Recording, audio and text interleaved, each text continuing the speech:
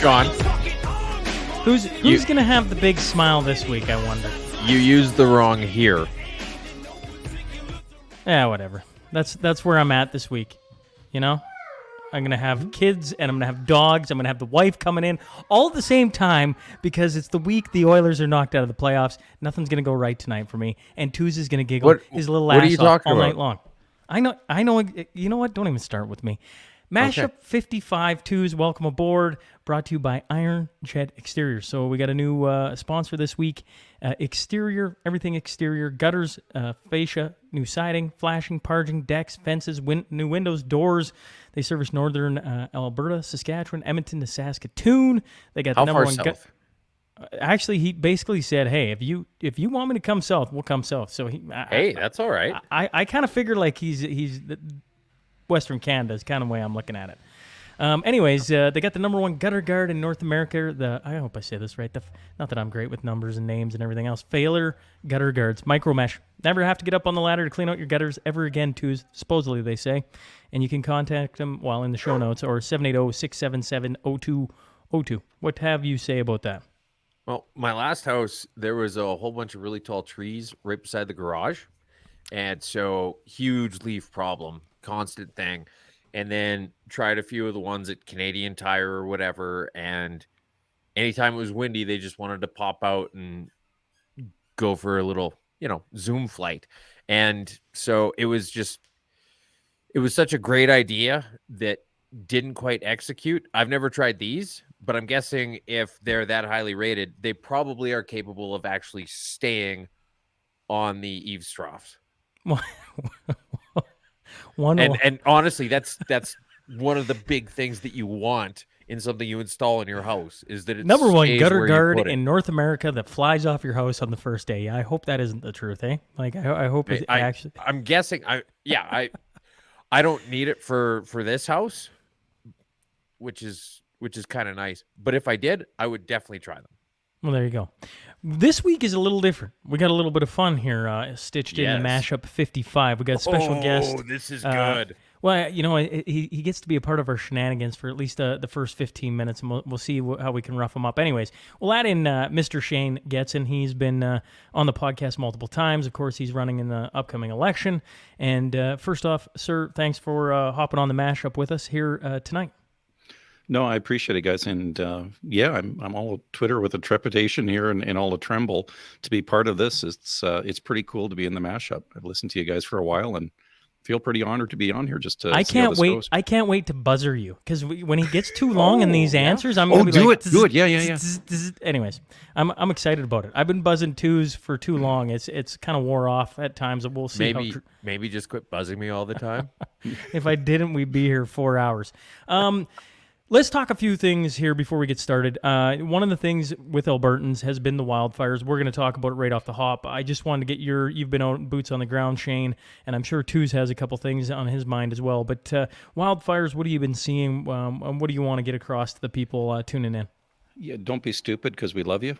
How about that? Mother Nature's only started a few of these. We have some accidental fires, and then you've got a firebug out there, quite frankly, or a number of them. If you see anything suspicious, report it to police, even if it's the most innocuous thing. Make sure that we can take care of that. Everyone else, fire smart, fire safe your houses. Make sure that you're doing that. I've been into areas, one house was fire smarted, next one right beside it, and the subdivision's cooked to the ground. The people that took the time to fire smart their houses, they still have something to come home to. It's pretty bad out there in a bunch of areas. I guess for the listeners, if they're wanting to do anything other than don't be stupid, is there anything else they can do that can help it along, Shane? As far as people throughout Alberta, maybe even Saskatchewan, BC. Mashup's got some interesting listeners from across the country that have been paying attention here. And I even was talking to a guy out of Montana that they're getting the news of the Alberta wildfires as well. Yeah. So firstly, this is a word of caution to everybody. It's not just up north. It's not just, far away. This is right in your own backyards right now. So when humans are starting this accidentally or otherwise, then anybody's suspect or, basically a risk to this. So the basic things, get the combustibles away from your house. Make sure you don't have any fuel sources or anything else around to it. Get some green space in between you and that area. Clean up your underbrush, those type of things. And then, quite frankly, watch out for each other. And then again, don't take unnecessary risks. Right now, it's tinder fire dry out there, and we're spread thin all over the place. So those are some of the basic ones. It sounds really simple, but only you can prevent these fires. Take it from Smokey the Bear. I don't know what else to say right now. And I wonder if there isn't somebody you want to tip the cap to, because I mean, you're once again boots on the ground. You've been seeing tons of people putting in the extra effort and going above and beyond.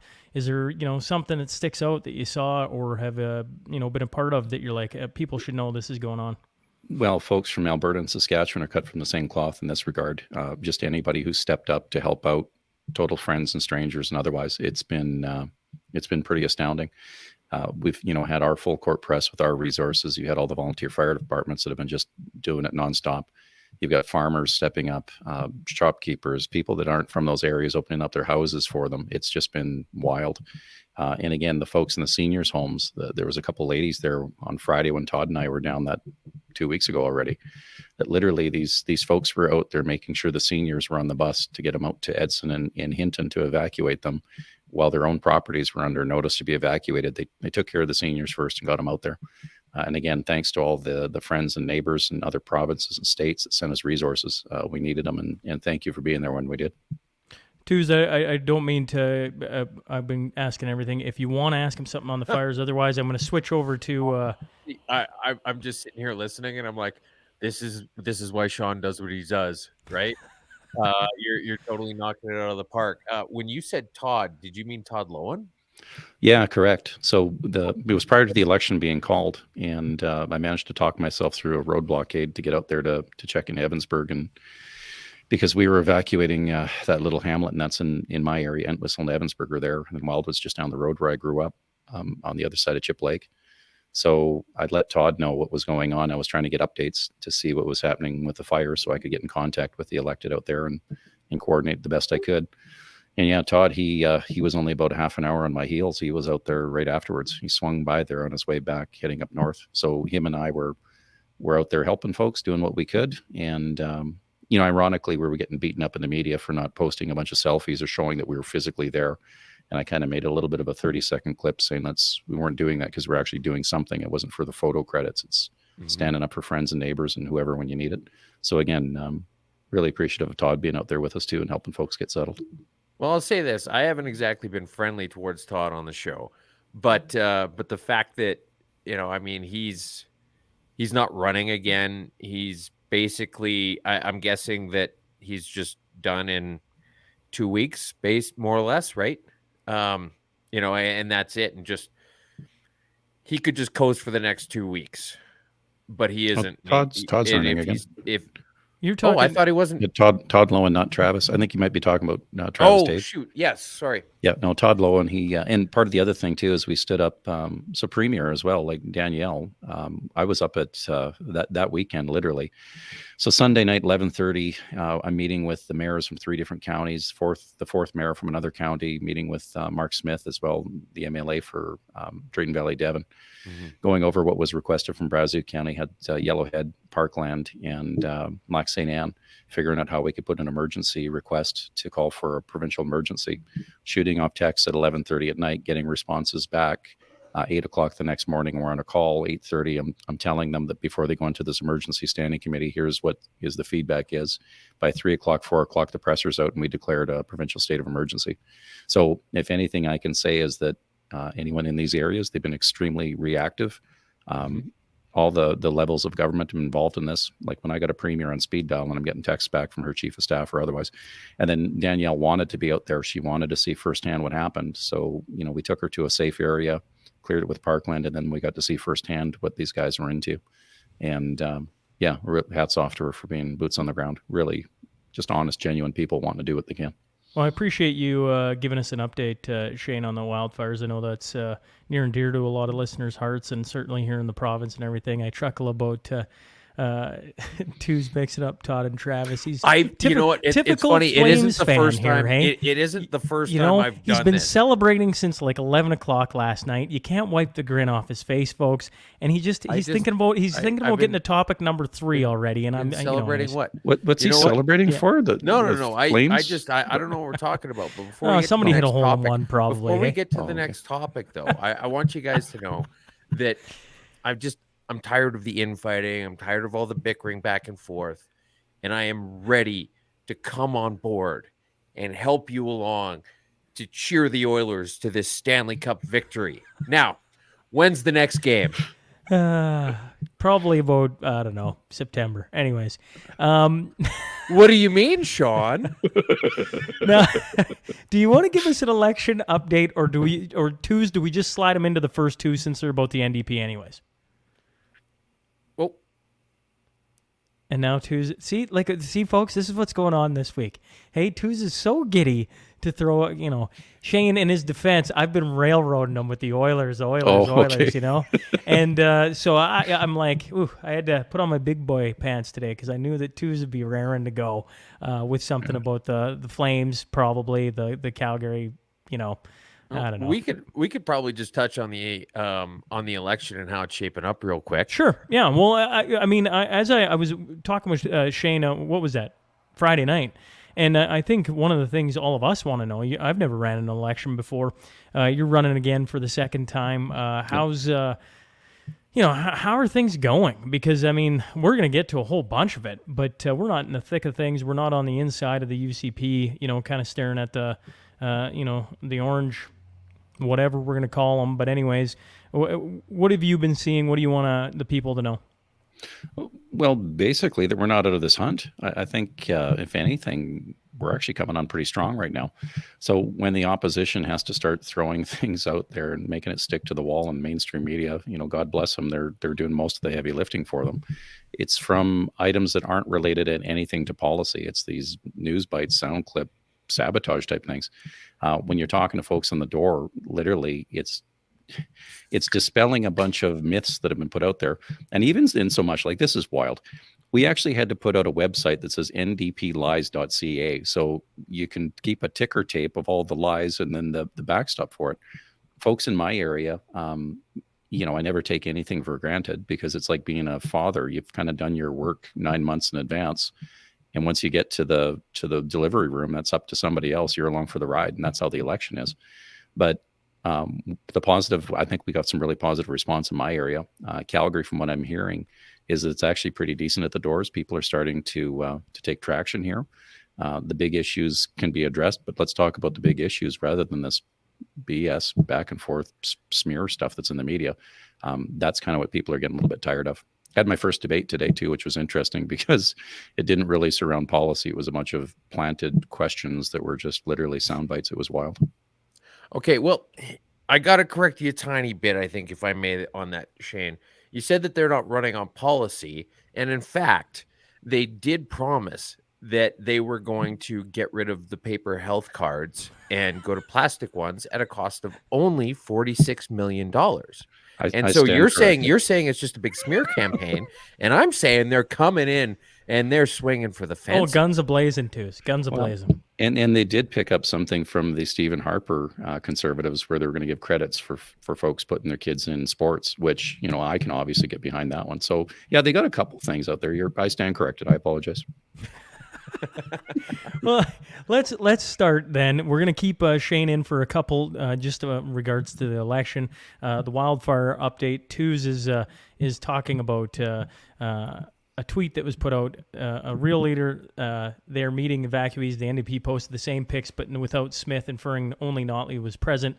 Unfortunately for the NDP, these fires are only politics. And so you can see the NDP put out a picture showing Notley, but didn't make any mention of anyone else being there. Of course, you can see that both people running for Premier of Alberta are sitting there meeting with people. Yeah, David Staples called me up for a story, and it was because somebody caught my post on media where I was actually running my dozer in my own place and then putting in a fire break. So apparently that was a big story when, I don't know, for whatever reason, I don't know if it even made air or anything else, but it was weird to get that interview. And then he was asking literally about this moment, because again, this is right before the Premier actually came out to Entwistle. So her next stop after this was meeting us at noon in Gainford and going out to site. So when David asked me about this moment, I'm guardedly optimistic. I said, it was nice to see both leaders out there putting first things first principles, which is the people. So those are the people they're meeting literally at the Sportex that are displaced from Drayton Valley, from Brazeau County. And then to see something like this that is only one-sided, well, I guess my guarded optimism was quickly relieved. Okay, well, here's a question for you. As someone who's sat in the legislature for the last 4 years, who is the most attractive MLA, and why is it Nate Horner? I don't swing that way, buddy, so I'm not sure what you're picking up.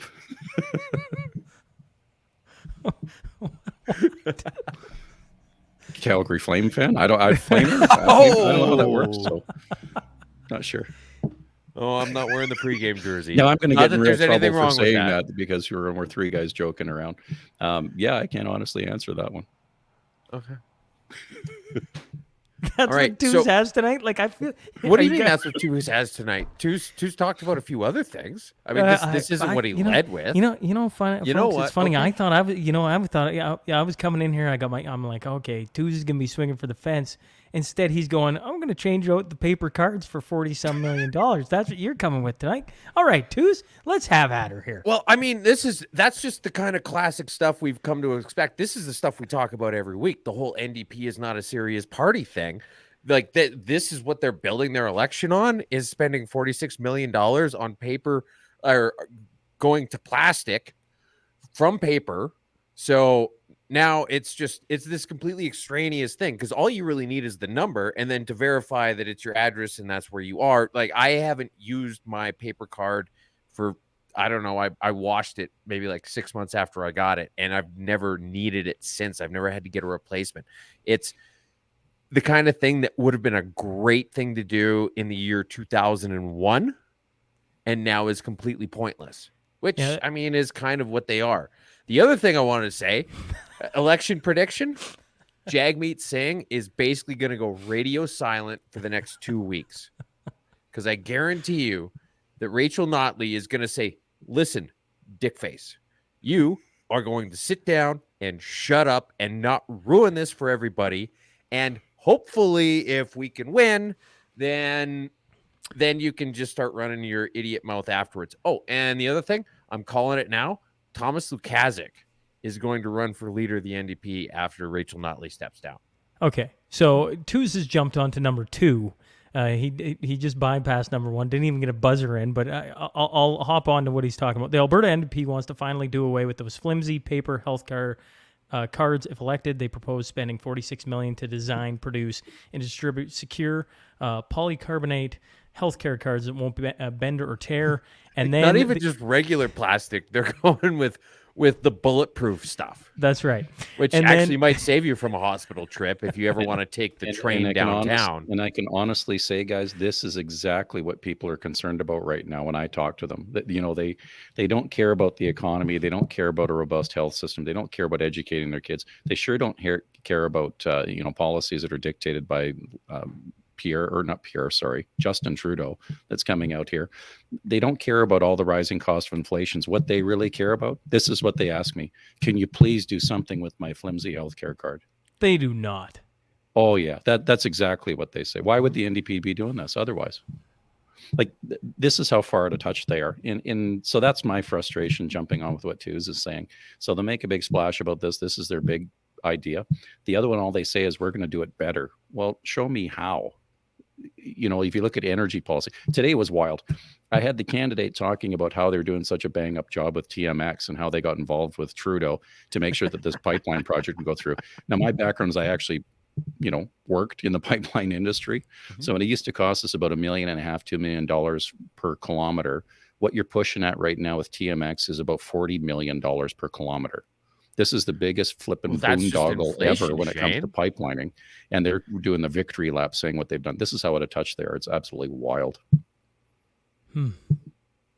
That's Well, okay. Why are you guys giving them a free pass on it in social media and stuff like that? How come you guys aren't pushing back on, just fact checking and saying that the only reason why the federal government bought it was because it was about to be canceled after TC walked away from Energy East and the Northern Gateway got unilaterally canceled after the NEB recommendation that it be approved, and that it had become such a hostile environment for investment that the feds had to get it. And they basically said that Rachel Notley had to impose the carbon tax at her own political peril. And now she's trying to play that off as some kind of a win. This thing that's billions of dollars late and several years over budget. Honestly, it's blue on black at this point. Like people How's hear that? it, but they don't believe it. It's the same as going to their power bills and they're seeing the costs of it. And it's like the rest of us going, Yes. yeah, I wish somebody would have told you that shutting down clean coal out here would have been a bad idea. Oh, yeah, we The did. PPAs. Why? That's the other thing. Actually, Uh-huh. I wanted to talk last week about that on a Twitter space. I was like, you've got, and then the NDP just put out this big long thread about how the UCP have made the utility costs so unaffordable, and you're like, but you leave them the empty net. Why are you guys just leaving them the empty net? Why are you not calling them out and saying, look, you cost us $1.89 billion in contract clauses because you were either A, too stupid to read them, B, too stupid to understand them, or C, too stupid to grasp the ramifications of them. Well, there's two different levels at this. You've got the central campaign, which is kind of everybody working as a team, like the Oilers do.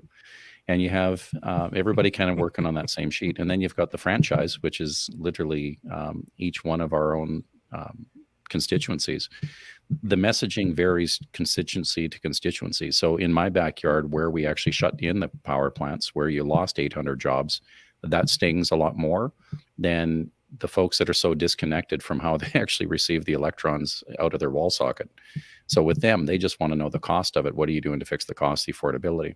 But when we start going back where we're strong, I hate to say it, it kind of glosses over. People kind of glaze over on it because they're more concerned about all the attack items that are out there. I spend probably 20% to 30% of my time going, no, we're not shutting down hospitals. What are you talking about? No, we're not against public education. Where are you getting this from? Like, this is the type of stuff that we do it. When I talk about jobs and economy and I talk about the corridors and those things, everyone's like, their chins are hitting the floor going, why didn't we hear about this? I don't know. We've been telling you about it. We've been putting it out there. It just doesn't get any traction. Oh, and by the way, the NDP voted 100% against what we're talking about. And then that's the next jaw drop. Are you kidding me? No, they are. They did not support this motion in the House and then never got out in front of it. So it's really weird in each different area. can I just say, Sarah Lindquist got what you were saying there, too. Oh, my word. Bursting out laughing. Nate Horner. Thank you.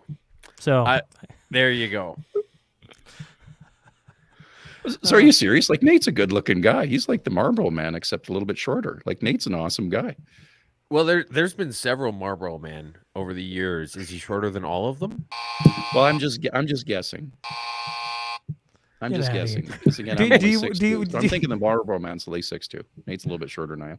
Do you want to show the polls and everything too? Do you want to bring that tweet up? Do you want to go down that rabbit hole for a few minutes? Okay, yeah, just real quick. So 338's got as of yesterday had the NDP at 46 and the UCP at 41. Interesting thing though, there's 5 ridings that are within 2 percentage points or 1 percentage point. And so it's interesting because I think it's fair to say that I'm talking with my hands too much, and if I don't move my mouse, my screen shuts off. I don't know if I want to wait for a second there or not. So yeah, you've got Lesser Slave Lake's one of them, and I think that one's interesting. I really think that you guys should have dealt with Pat Rain far more harshly when he was called out by so many different community members. And, he's not running again. And I think that, to be honest, at least for the people in that area, you can make a decent argument that the UCP was probably more concerned with having somebody in the seat than having somebody who represents the community. Yeah, you're throwing the puck in the corner. I'm not sure if I'm going to go chase after it. Fair enough. So again, on this one, again, I will I'd be say, I will commenting- say this, Shane, before you go. Yep. I don't know if we could ever. How many did we not put out on Twitter? Would an NDP guy come on and just crickets? So you got to give Shane credit for coming on. Oh, absolutely. And right? catching a couple. I call them high heat. But hey, I'm interested now. You got me stuck here, so let's roll. Yeah, so I'll take these ones, no question, but I'll just predicate it with that. So the only predication I have is I'm not perfect either. There's been lots of stuff that I've done that have caused some harm or undue attention to my urban colleagues. The firearms file is one of them. Jumping in my truck and doing a lap around Edmonton in a convoy was another one. So again, in Pat's circumstance, would I say he was the strongest person and the best representation in those areas? I probably would have done things differently, but it is what it is, and we're at right now. What it's up to is that candidate in that area to make sure that he takes everything that was good was done, takes the things that weren't good that were done, address those head on, and say how he would do things differently. I know that Pat's staff did everything they could during that change between being unceremoniously asked to leave caucus, and then that weird part where it was kind of an independent and coming back in. So I know that staff worked like the Dickens up there to do it. And the lady that ran that office actually ran in the by-election and lost by 1 or 2 votes. So, or not in the by-election, I should say, but in the nomination contest. And her parents happened to be constituents of mine just down the road. So those are the personal connections to that area. Scott needs to know that, he's in tough up there. The lady that ran before actually was a cabinet minister who ran that seat. Mm-hmm. And you're right. Like the way things happened up in that constituency wasn't easy for a lot of people to swallow, but they've got to figure that out, and they've got to get behind the new candidate up there and make sure that he addresses all the blunders, perceived or otherwise, that maybe did take place. Address it head on, be honest and open with the folks, and typically Albertans will respect that. If he pussyfoots around the outside edge, it would be a little bit different. Yeah. Well, I mean, I think it was one of the ones that was 1%. And interesting, I think all three of us could probably agree that the polls tend to understate the right-wing support right up until the day before the election. And they're like, oh yeah, we nailed it. And so if you've got 5 ridings that are within 2 percentage points, right now at the moment, I would call that probably a slight UCP win, especially given the fact that you get such small sample sizes. When you're looking at, polls of 800 and some people across 80 some ridings, and then they don't round evenly to 10. You kind of wonder exactly how it all comes out, right? Yeah, it's all voodoo. Like honestly, when I look at who does these polls and the reports, and again, being a guy who ran major projects and set up control systems and forecasted and did all that, first thing I look is, okay, where's your baseline? Who are you actually checking with? Does that baseline change? Mm-hmm. What's the flavor of the day? Who did you reach out to? Who's the polling group that's doing it? So there's a little bit of different black art that comes with it. And I think I'll share this with you boys. Like, honestly, with me, I still don't know how I'm going to do in my area. If some poll tells me something, I don't know until the dealing's done, until those votes are counted. So I'm always going to hit it hard, do what I can, get out and see as many people, and quite frankly, dispel a bunch of BS that's out there and tell them what we're doing good. We've got a really good track record. I mean, even when you look at, we went through a leadership race and we got a new premier in place in 5 months. We've knocked it out of the park in the last 5 months. You've got a battle-hardened team that just went through a triple black swan event. No BS, right? A lot of us didn't have experience. I would say 80% were brand new politicians. The remaining crew that went through that, a total crash in the economy. We had a pandemic, and we had oil at negative values, and we're coming out on top with two balanced budgets. There's not going to be much that can knock us off our skates, notwithstanding a huge budget or policy miss of going from paper to plastic on a card. I mean, I can't compete with that, but everything else we did was pretty solid. And then the other one too is, if it weren't for the fires taking place out in my area, and us forgetting about the election, quite honestly, you would have seen of the candidates probably in these stronger positions, these rural ridings, spending a heck of a lot more time helping out our colleagues up north and helping out the ones down south. So that's part of it. In the next couple of weeks here, I'm going to hit my doors as hard as I can, see as many people, and also show up at some nice debates and be there for my fellow candidates and help them on the doors as well. Well, are the fires going to cause any delays in specific ridings? Have you guys ruled that out yet? Yeah, no, I don't believe so. So once you pull the pin and you call the election, it kind of goes into Elections Alberta. They're driving the bus. Okay. And it would have to be something massive to have those. What I'm telling folks is that there's special ballots. So you can literally right now today, up until 8 o'clock, go down and vote. Like, that's what's happening as a special ballot. We just had our meeting in Onaway at the town, or at the hall there, and the ladies aren't going to turn anyone away. Again, with the concerns of fires and everything else, everyone's got some pretty valid reasons to go there in person. Advanced polling will take place as well. That'll happen. So if anyone's who's displaced, they can at least get to those areas, those regions, and do it. And then what I would suggest is don't wait until voting day, especially in the areas with the fires here that we're having.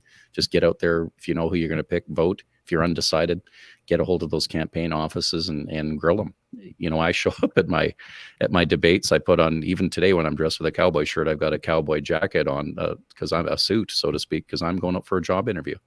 Interview these people, grill them, make sure you can hit them, ask them the questions, see if they flinch, and make sure you're getting it directly from the horse's mouth, as it were. Well, I appreciate you coming on, and I'm watching the time. It's funny, if this was on the podcast, which I mean it is, me and Tuesday sit here for the next 2 hours and grill you about election. I'm like, as we're doing this, I'm like, why haven't we been doing this since May 1? We should have had different candidates on from all over, because this is, I'm learning a lot of new things tonight. But at the same time, I don't know, unless Tuesday's going to argue with me, I look at some of the headlines we want to get through and everything else, and I go, shall we move on to the next one and then kick Shane out so that he doesn't have to partake in some of our shenanigans and everything else? Unless Tuesday, you're going to talk me off that, because I've been enjoying the conversation. I think this is good. I mean, Shane's a really easy guy to talk to, and I feel like somebody has to jump in at some point, or it'll just keep going. Right? Well, I know people will wake up tomorrow. It'll be Tuesday, and it'll be Tuesday Mashup interviews Shane Getson, and they'll be like, "WTF, boys? What's going on? Who knows? Maybe we'll get a whole ton of texts saying you should have given him more time." But it's our show; we can do what we want, right? and if I get lengthy, boys, like, give me the buzzer. I'm ready for it. Yeah, you haven't even been buzzing them. I buzzed. Nobody listened. Okay. It's funny, and well, here. All right. Well. Oh yeah. That's right. Okay. All right. So enough about the election. Let's move on to the next thing. Okay. So that's enough out of you, Shane, about the election. Draisaitl enters dry spell. What do you got, Twos? Here's your. I'm gonna put you on the clock. You got a minute. All right. Where you go? I'm just incredibly disappointed. I expected big things from the Oilers. I thought that this was their year. They really looked sharp coming into the playoffs. And then you had Draisaitl exceeding all expectations, except for when it came to winning. And it just broke my heart to see such a hardworking, wonderful team, so full of talent, struck down too early by the Golden Knights? Come on.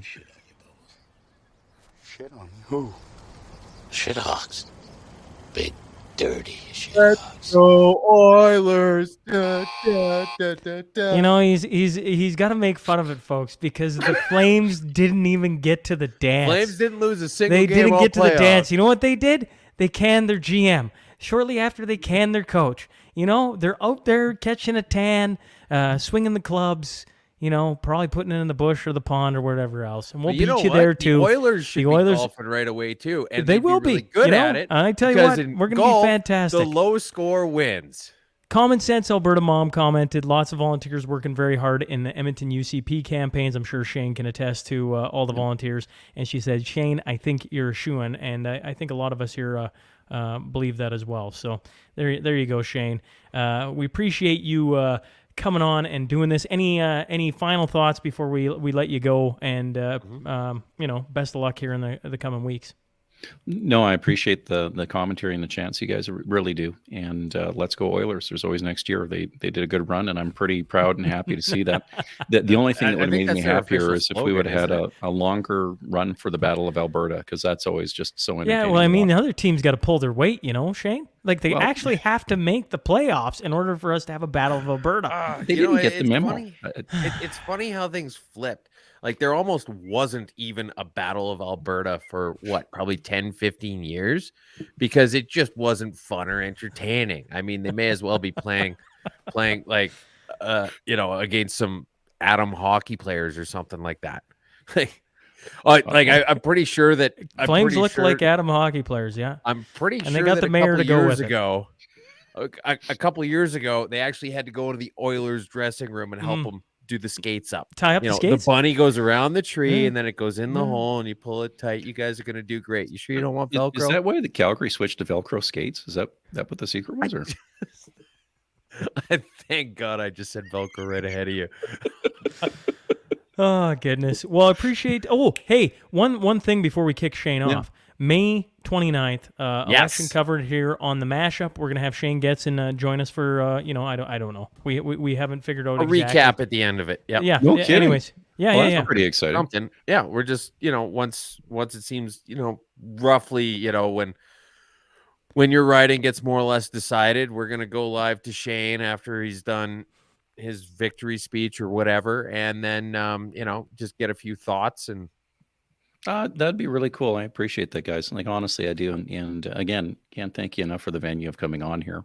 I don't want to be a politician or anything else, but yeah, this one's the clinch game. Honestly, I've told folks in our area that make no mistake, what you have is liberal Justin Trudeau, Jagmeet Singh joined at the hip in a little marriage contract that they have there, and you've got the NDP here in Alberta, 100% hook, line, and sinker in that. You join the one ticket to ride. It's the same party, you guys. It's in their constitution. It's in their constitution. You have to get it. And this one, it's almost like we've notched that tree. We've got it kind of going the right way. We're getting this big headwind, and I need some hands to push it the right direction. If we miss this one, we literally... Western Canada falls. I don't know how else to say it. Alberta and Saskatchewan are the ones holding it up. We lose Alberta again. Good luck, Irene. Like, good night. Turn out the lights. So it's a serious one. Don't take it by chance. Fair enough. I appreciate you coming on and doing this, Shane. Thanks, we're going to Shane. let you out before we get too into the rabbit hole, as we like to do here. Either way, we look forward to May 29th, seeing Shane Getson reelected, and we'll have you on to chat about a few things that night. That'll be a lot of fun. Sounds great. Take care, boys. See ya. Okay, well, Shane Getson coming on and taking up some time. It was time well spent. This is going to be a long episode. Should we get going on it? Well, we've knocked off a couple things, Yeah, we have. It feels lonely here. I mean, no offense, Sean, but I feel like... Oh, goodness. Tailgates against Trudeau. Shall we begin the Tuesday mashup, how we kind of get going here? Here we go. Let's tailgates for against Trudeau, not for Trudeau. What am I talking about? I'm sure, I don't know who, if you're not on Twitter, I guess, then you haven't seen this video, but this is bushels per acre. Fuck Trudeau tailgate party at got held Canadian Tire. in Oakville, Ontario. Correct. Which I have no idea where Oakville is, but I know where Ontario is. And so they just had it in the Canadian Tire parking lot. And I think it's great. They should have had a few grills set up, a few coolers full of wobbly pops, all that fun stuff. Like, make it a real honest tailgate. So I feel like that was kind of a missed opportunity. But I love the concept and just the fact that when have you ever heard of something like this? A fuck Trudeau party. And then just to open it up into the public, have all these people show up in a parking lot waving Canada flags, which is the most anti-Trudeau thing you could possibly imagine. and it seemed to have been a bit of a success. And then now you've got all these leftists who are like, oh, I can't believe Canadian Tire didn't stop this. I'm going to boycott them. Bitch, you probably don't even own a hammer. What are you going to buy at Canadian Tire in the first place? Honestly, like this whole left boycott of Canadian Tire is about as pointless as my boycott of Bud Light.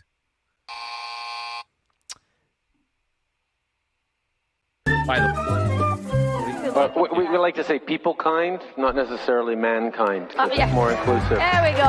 Exactly. Yes, thank you. And the budget will balance itself.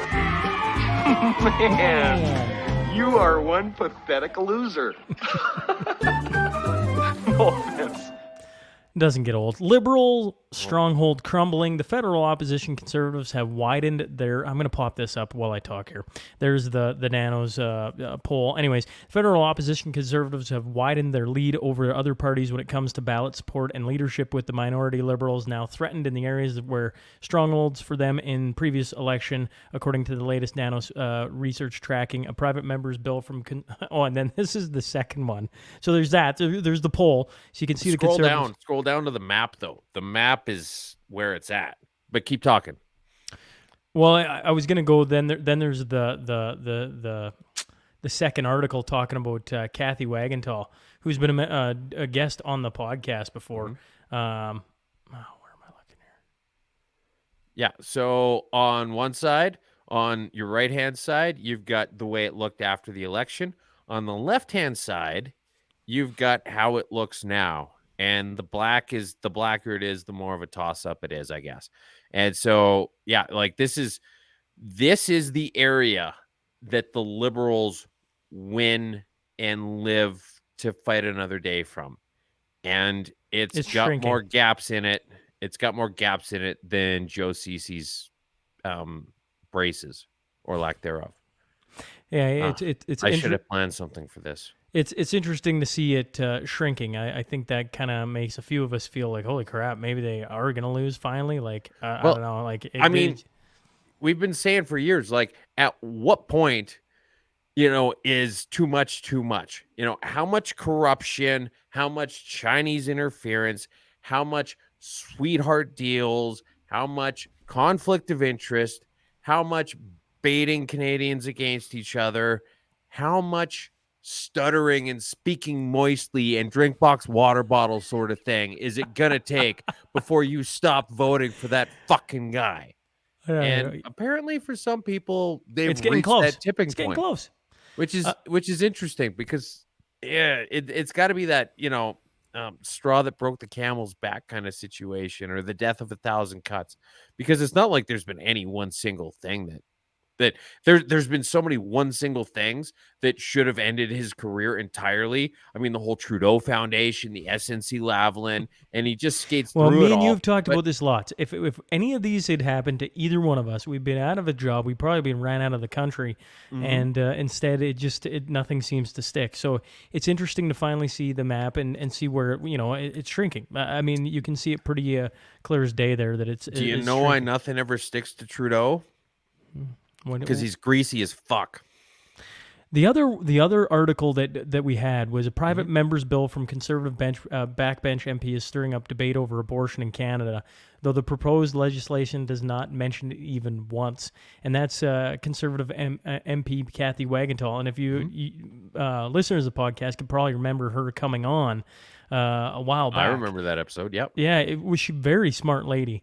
Anyways, she's quoted as saying it is focused on pregnant women being attacked by a third party who wants to cause injury or death to that individual.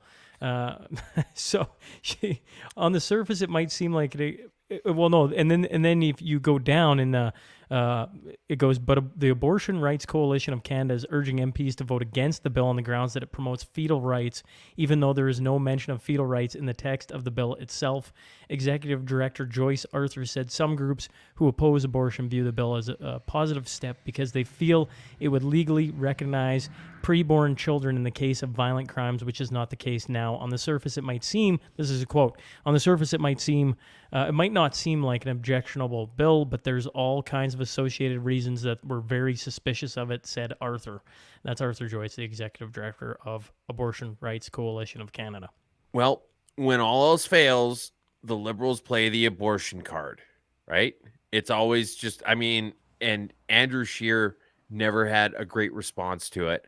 And Aaron O'Toole never had a great response to it. And we'll see if Polyev can come up with a decent one, or what probably the best one is where, you know, if he said something like when Andrew Scheer said he was Catholic, so he's against abortion. What he should say is, I'm Catholic, Justin Trudeau is Catholic, and we have the exact same opinion on abortion. Next question, please. Yeah, Right? he can handle it better. You could absolutely handle it better. Right? Well, here, can we read? Oh, I got to read this tweet off because I thought this was great, and it highlights the Twitter, what's going on there with the notes. Anyways, this is a tweet that says, Canada needs to do more to protect reproductive rights, not less. Conservative MPs regularly introduce legislation that would limit access to abortion, undermining women's right to choose. Spoiler alert, Pierre Poilievre says he supports this bill. And then if you scroll to the bottom, it says readers added context they thought people might want to know. And it says, this bill was about amending the criminal code to protect pregnant women from violence and ensure that pregnancy is a mitigating factor considered at sentencing. It has nothing to do with abortion. Yeah, I love the fact that Twitter does this a fair bit. I mean, there was that one a few weeks ago where, maybe a couple months ago, where Jagmeet Singh fucked up the math on his tweet, which, I mean, he's NDP, so of course he's going to. Oh, and man. I was the first person to point it out, and then it ended up with a community notes thing on it because of that thing I pointed out that other people subsequently pointed out again afterwards. But I was the OG on it, and so yeah, it was just kind of a personal victory moment for me. I'm all strutting like a peacock, like the Golden Knights are probably doing right now. New assports exposed. See, it's funny because it's like passports, but it's assports. Assports, yeah. I'm. Well, I mean, where do I want to go here? Here's the pictures. Okay, so I'll bring up the pictures for people to look at. If you hadn't seen it, they took out Terry Fox, Vimy Ridge, and oh darn, who's the lady who was for women's rights, and they inputted them with. I don't know. They're that sounded terrible too. Who even knows? Anyways, they basically took out the history, and you see what they've put it with. Now we got a bird and a kid doing something. They took out two bad things and one good thing, is what you're saying. And here you got a kid playing and a canoe, and it's just and apparently that kid playing, I don't know, I heard somebody say that it's kind of a take on a childhood photograph of Justin Trudeau. Oh, probably. I mean, at the end of the day. And so, anyway, it just, everybody, all the conservatives have the absolutely wrong take on this. And the only person who has the right take on this is the, he's head of fiscal and economic policy for Tyler Prime Meredith? Minister. Yeah, Tyler Meredith, who is just one of those knee-deep liberal people. He's the only person who has the right take on this. And it's, let's focus on real problems. Like, just imagine this. 6 months ago, you go and, like, the passport offices are buying chairs to set up outside on the sidewalk because the lineups are going around the block. And they go to the prime minister and say, Justin, wake the fuck up. It's 10:30 in the morning. We've got issues at the passport office. They're lined up around the block. This whole thing has been stymied. It's slowed down to a crawl. Everybody's trying to work from home in a public service role, and they're going to be striking soon. We need to get in front of this. We need to fix it. It's already at breaking point, but it's even going to get even more broken in a few weeks when the Peace Act people start picketing. So let's fix this. And Justin Trudeau says, okay, what if we just redesigned the fucking passport, man? Like, this is their thing. They will take substance, or they will take style over substance every single time. It's not about what actually fixes problems. It's about what looks nice. Like, well, none of us can get passports. Okay, cool. So it's not going to cost us a lot of money to redesign them then? Like, this is his priority. It's not let's make it work. It's let's make it purty.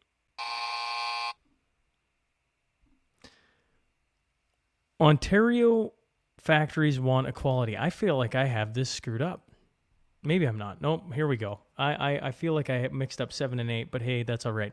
Ottawa is being forced to renegotiate with Stellantis amid fears that automakers will scrap a new battery plant unless the federal and provincial governments match hefty subsidies given to Volkswagen. The Stars learned. People will recall the Volkswagen plant getting all the billions of dollars not that long ago. Geez, what was that? A couple weeks ago we talked about it. Industry sources warn that Stellantis, the parent company of Chrysler, Jeep, Fiat, could pull the plug on its 2022 agreement to build a massive electric vehicle battery factory in Windsor if Prime Minister Justin Trudeau and Premier Doug Ford don't sweeten the deal to the level of VWs received in St. Thomas. The subsidy announced by Trudeau and Ford 3 weeks ago, could give the German automaker up to $13.2 billion in public money over 5 years to build a gigafactory near London that would employ 3,000 workers once it opens in 2027.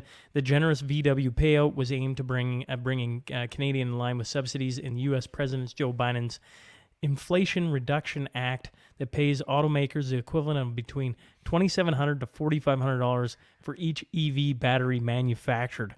Because nothing decreases inflation quite like subsidies. Okay, this is just funny. Like you don't need to compete. Like if the U.S. wants to subsidize EV batteries, okay, cool. That means that when Canadians buy electric vehicles, they're going to have subsidized batteries in them, and the consumers win. Okay, you don't need to try and compete and try and create jobs in an industry where it's already a red ocean. You go to a blue ocean. You do something that the U.S. isn't doing, like, I don't know, whatever. Anyways, I started talking like I knew I was going to come up with something funny by the time I finished, and then I didn't. So I apologize.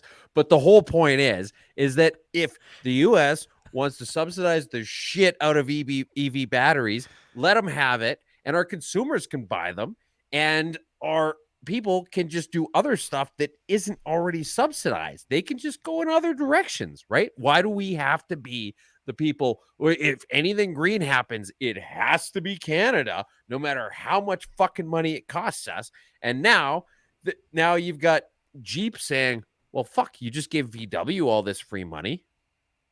We're not going to do it unless you give us the free money too. And then the next people are going to say that, and the next people are going to say that, and then it's going to be that Oprah thing. It's like, you get $13 million, you get $13 billion, you get $13 billion. When does the Mashup get $13 billion, Sean?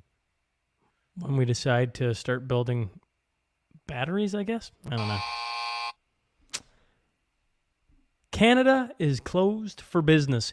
This is all about Binance. I'm going to read off their post. This is what Binance put. Unfortunately, today we're announcing that Binance will be joining other prominent crypto businesses in proactively withdrawing from the Canadian marketplace.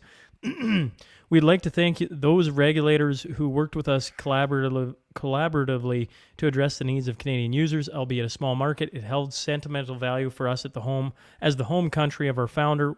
We had high hopes for the rest of the Canadian blockchain industry. Unfortunately, new guidance related to stable coins and investors' limits provided to crypto exchanges makes the Canada market no longer tenable for Binance at this time. We put off this decision as long as we could to explore other reasonable avenues to protect our Canadian users, but it has become apparent that there are none. Our remaining Canadian users are receiving an email with a comprehensive information on how this will impact their accounts going forward. While we do not agree with the new guidance, we hope to continue to engage with Canadian regulators aimed at a thoughtful, comprehensive regulatory framework. We're confident that we will someday return to the market when Canadian users once again have the freedom to access a broader suite of digital assets. I mean, remember all these times that the TrueAnon people have said things like, well, what freedoms have you lost? Well, here's another one. Cryptocurrency is being regulated all the fucking way out of Canada. Now, I don't know if you can get around it with a VPN or not. I'm not a huge expert on this stuff, but it's just another example of government regulation pushing options out of our economy. Yeah, I mean, you know who'd be great to talk to this about is Stephen Barber. As soon as you met, Stephen Barr would be great. Vance Crowe would be great. Like, Yep. a couple of guys sitting in a room talking about it would probably be really great. And I'll see what I can pull off on that side because, well, once again, I don't understand everything going on here. I just know that it isn't good. And it's just another one of those things that, like you said, the conspiracy theorists were conspiracy theorists and another thing. Real world applications. You say, okay, well, you know what? This is going in a bad direction. And they say, oh, you're crazy. And then 6 months later, I'm getting tired of eating crow when it comes to this. There's just too much crow. There's not enough Vance Crow. There's too much regular crow. Somewhere Vance Crowe just swerved in traffic. He's laughing. It's like, what an idiot. I can't believe I had him on my podcast. Hey, I tell you what, we should, I hate to go from such a dark moment to a different one, and I can't remember if I think I talked about it last week, but if we missed it, you were on Vance Crowe's podcast. I think I did bring it up last week, but in case people missed that, they should go check it out. Obviously, Vance Crowe podcast. I think kind of highly a twos, kind of, and certainly everybody knows my thoughts on Vance Crowe. So, anytime the two people that I've kind of intersected with meet up and do something cool, that's I like that. And we did talk a little bit about the behind the scenes stuff with the mashup. So if you want to peek behind the curtain, I get into that just a little bit. Sorry, I hate to. Do you want anything else on Binance, or are we on? No, that was good. That was good. You already buzzed sorry. me. I can't believe.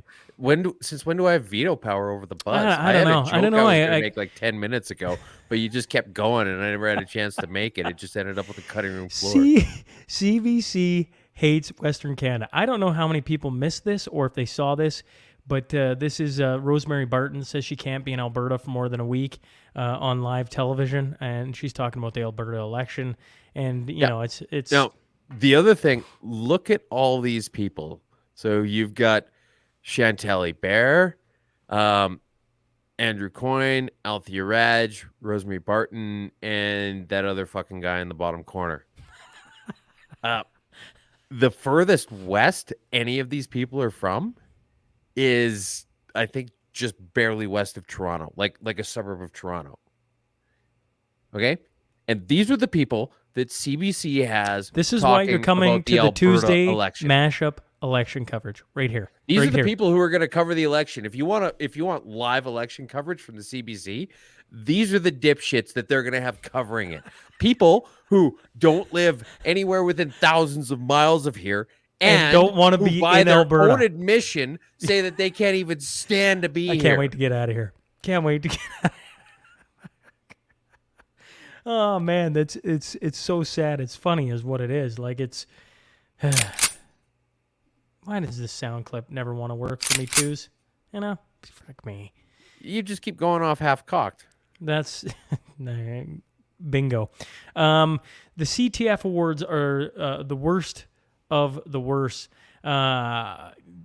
I tell you what, this almost could have been happy news. I feel like this is everything we've covered, and they gave awards to it. I know! And I'm kind of wondering if the Tuesday mashup at the end of the year shouldn't go back through and give out awards. Like, I'm just spitballing some ideas here, because when I read this article, I'm like, this is freaking awesome. It's basically a highlight reel of everything we've talked about. Everything. The past year. I know Chris Sims listen to this. If you want guest hosts of this awards next year, maybe we could team up or something. Maybe we could live coverage it. I don't know, because I read this article. I'm like, this is amazing. So I'm going to get to the article, which I'm pretty much going to read almost verbatim because I laughed the entire time. Yeah. Painfully. Perfect. Anyways, hefty in-flight catering bills, a nearly $500 million license renewal app, and taxpayer-funded utility pole relocations took home the top prizes at this year's Teddy Waste Awards.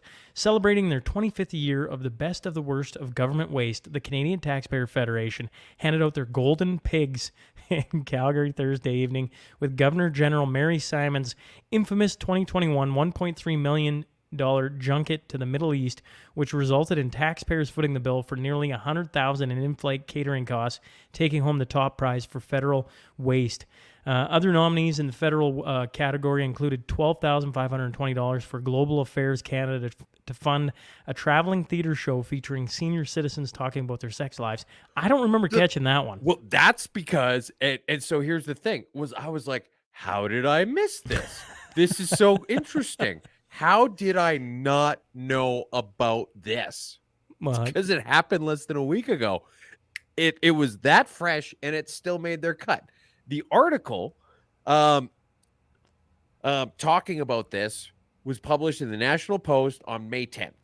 no kidding. So Well, so that's why is because we would have ended up talking about it. Actually, I hadn't seen it anywhere else, so we would have missed it if it wasn't for the Piggy Awards. But yeah, they spent 12 grand on senior sex. there you go, Canadian story. tax. Chris, if you're listening, you're teaching the Mashup a couple things because Yeah. we missed one. You caught one we missed, right? Although, I mean, to be fair, like we're somewhat amateurish in this. They've been doing. I quite tell you some what, I time. read their list and I'm like, man, we've been and doing pretty it's- good. It's a highlight of everything we've been covering, and I'm looking and I'm like, you know what? They missed a couple. Can you But, imagine I mean, next how do year? you pick? Next year at the How do Piggy you Awards, pick? and to come in to announce the biggest Could we waste give of out- the could federal. Could we give out one? an award? I don't know. I'm just saying. I'm like do they have spitballing this. like the band at the Oscars playing, and we go like the nominees for. I would love it. We get up there, We have could a little totally do shtick that. back and forth, We could totally do it. and then yeah. we need to make let's this have happen. some kind of like a Will Yeah. Ferrell dialogue with. I think it'd be great. Yeah, and then yeah. Okay, so the top prizes for provincial waste went to Société de l'Assurance Automobile du Québec for spending Yeah, $400 fucking Quebec. $458 million to develop an online program to streamline driver's license renewal. The software was designed to save money and reduce the number of bureaucrats needed to process license renewals. Spoiler alert. A yearly chore for Quebec drivers. Instead, it led to the hiring of 150 more provincial staffers to solve problems, leaving long lines of drivers waiting hours to renew their licenses. The other, I enjoyed this one. Other provincial nominees include Saskatchewan Finance Minister Donna Harper, who chartered an $8,000 Yes. flight from Regina to North Battleford. I was like, oh yeah, We covered it. And then you had QDM on your show a couple weeks later, and he's Yeah. like, "Did you hear about this?" You're like, "Well, obviously you're a couple weeks behind on the mashup, QDM." And then I thought that they went all the way down to the municipal waste. So the award for municipal waste went to Charlottetown City Council Alana Jankov, who had taxpayers pay $4,600 to relocate a utility pole blocking her new driveway. Other award-winning Yeah. examples of municipal waste, bring it back west, include Saskatoon spending over $130,000 to outfit a dark inner-city alley with decorative lighting, the City of Montreal spending $2 million to install a massive 30-meter ring in downtown core, and the City of Calgary spending $250,000 to build and then subsequently close a downtown outdoor toilet and then spend $5,000 annually to keep it closed. Hey, I mean, how hard would it be to just put a few screws on the hole in the ground and just and be done with it, right? But I mean, this is not even close to the first time that the city of Calgary has been on this list. They spent something like $43,000 putting LED lights on a sewage treatment plant outside of town. So they wanted. I just want to give out a piggy. Can I just get up there and tonight's award goes. Here's your final nominees. Oh man, I'd have fun with this.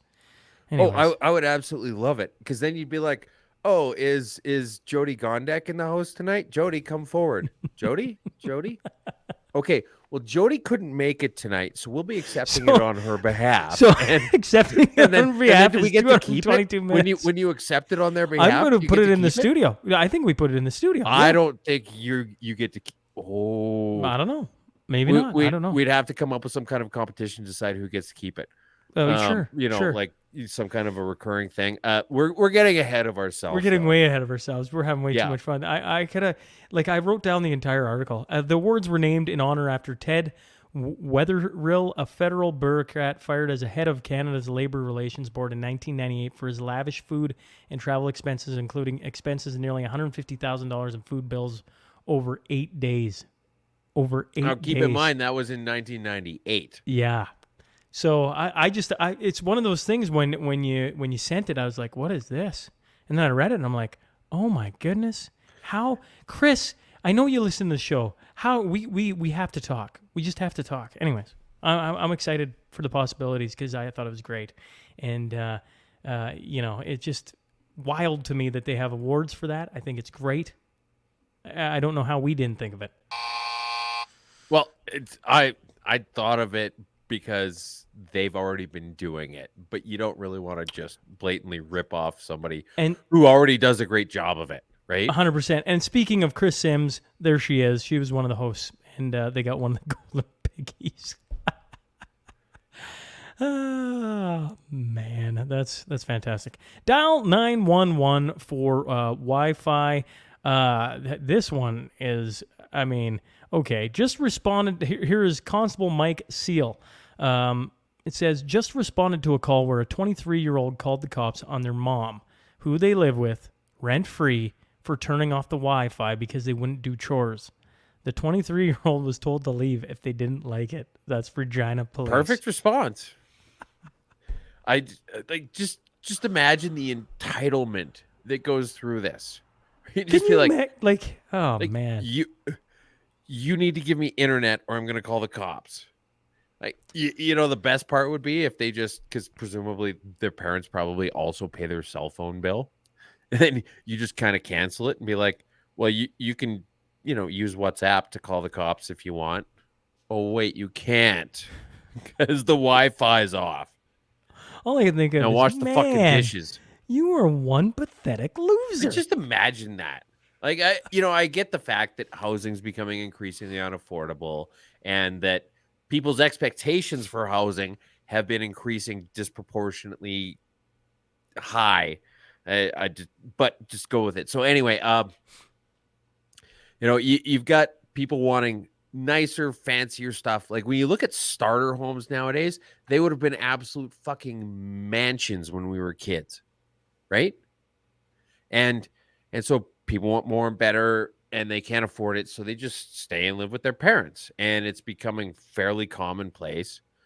But to just be living there rent free, like, I can't imagine. I cannot imagine the cops showing up on my doorstep going, "We got a 911 call. What's going on? The Wi-Fi. I turned it off on. Good parenting. Imagine trying this. Maybe get them out the door with your folks. Like, imagine still living at home when you were 23. Imagine not paying rent, and then imagine calling the cops on them because the dial-up internet was too slow. I honestly think a guy named Nick Von Dubs could do a little bit of comedy with this little piece here. He's the guy doing a little stand-up comedy that we both know, and yep. I think that's going to lead into our happy news, and that's why it's got a comedian on top of mind. For the first time in Mashup history, I feel like we actually get to. It's like two worlds kind of colliding. Anyways, the reason comedian Nick Von Dubs coming... Well, it's Joe Rogan. Anyways, free speech and DMT. It's Joe Rogan's comedy mothership in Austin, Texas. It's a comedy club that he opened. And I think this is wicked. Like, I think this would be so much fun to go to. But then I saw the ticket prices were already at like $900 to get it. And you're like, holy Dinah. Technically, that was the resale price. Sure. So that's people scalping, right? That's scalping. Not door. Sure. But, I mean, the fact that he's the only person doing this, right? Yeah. And, you look at this stuff and you say, okay, well, you know what? Like Dave Chappelle, I actually just had a conversation about his YouTube special with somebody the other day. And it's too bad I didn't quite get a chance to get to the crux of it, which is that, there was a lot of people who said it was transphobic, but I feel like they shut it off after the first joke and they didn't actually stick around to listen to it. Because if you actually did, you would be like, this is the furthest thing from transphobic, right? Dave Chappelle is like part comedian, part like philosopher, man. Like, Yeah, and that's what he's- makes him such a great comedian. He's Like, phenomenal. And yeah, sure, he was pretty good in Robin Hood Men in Tights, and I think he had a TV show or something like that. I can't remember what it was called, right? But when you look at the things he talks about and how relatable they are, like, okay, George Carlin never really told any jokes. He just talked about things exactly how they were. And it was funny because it was true. There was no punchline, there was no build up. He just plainly spoke about things in a really clever way. And that's why, 20 some years after he's dead, probably, we still talk about him. And Dave Chappelle, same kind of idea. Well, and to come it back all the way to the comedy mothership, the club, Rogan's quote is saying the club's set up for comedians to develop their material.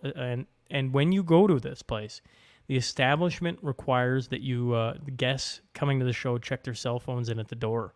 So it's like he's creating a place where they can ride the edge. They can be right on the edge and explore topics without, being filmed by everybody and put out and then attacked social media wise. And I'm like, how sweet is this? Like, how much fun would that place be to go to?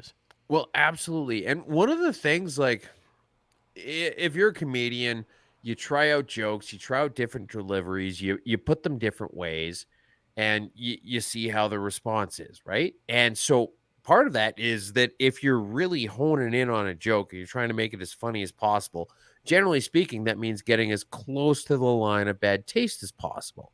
And so if you're trying out material and working on exactly how to put it forth best, you're probably going to do one or two deliveries that are maybe a bit offensive to some people or whatever else, right? But that's kind of it's almost like a bisection method when you're trying to solve for zero in a poly equation, right? So you end up with positive, you end up with negative, and then you get a little bit closer, a little bit closer, a little bit closer, right? And so you're going to, if you're actually trying to do this right, you're going to, rather than just always erring on the side of caution, like you're fucking, this hour is 22 minutes on CBC, and you never even get close to that line. You don't even know what it looks like anymore. You say, okay, well, you know what? We're going to go on this side of it. We're going to go on that side of it. And we're going to get really close to the optimum delivery. But when you're trying out material, you're going to go over it a little bit. And then that's the kind of stuff that people end up getting canceled for. I think we threw caution out the door a long time ago. That's me.